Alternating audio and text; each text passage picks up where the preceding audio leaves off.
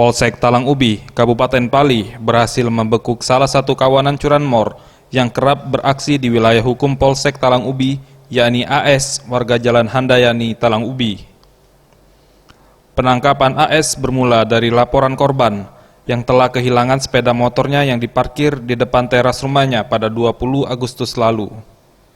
Kanit Reskrim Polsek Talang Ubi, Ibda Arapa, menjelaskan, pelaku merupakan spesialis curanmor serta residivis kasus serupa, dan atas perbuatannya pelaku dikenakan pasal 363 KUHP dengan ancaman hukuman penjara 7 tahun.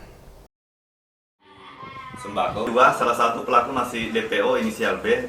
Modus pelaku yaitu mendatangi rumah korban yang juga selaku pemilik warung berpura-pura membeli rokok. Pada saat pemilik rumah tersebut lengah, pelaku salah satunya inisial B yang sekarang masih DPO langsung menaiki kendaraan yang berada di parkir di depan warung dan kemudian menggunakan kunci T langsung membawa lari bersama pelaku. Menurut pengakuan dari pelaku, perbuatan tersebut sudah dilakukan aksi sebanyak 3 kali. Boris Simbolon, Sriwijaya TV.